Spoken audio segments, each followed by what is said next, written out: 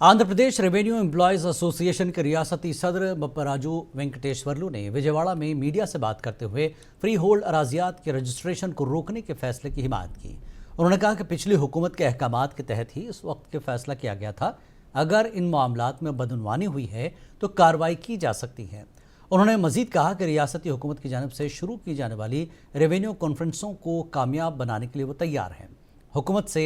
IRC और 12वीं PRC को जल्द अज जल्द जारी करने का मुतालबा किया।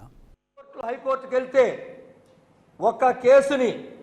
మనం అఫిడవిట్ ఎందుకంటే ఎన్ని బాధలు మా ఇబ్బందులు అఫిడవిట్ని అప్రూవ్ చేసుకోవాలంటే ఎంత ఖర్చు అవుతుంది వాస్తవాలు ఇవి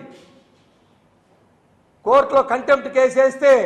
ఒక్కొక్క అధికారికి 10,000 లెక్కన కంటెంప్ట్ కింద హైకోర్టులో కట్టాలి అంటే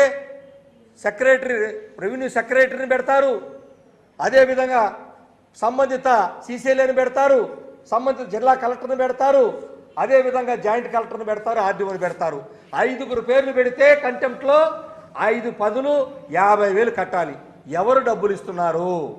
ఎలా కట్టాలి ప్రభుత్వం చెప్పాలి ఇవి కూడా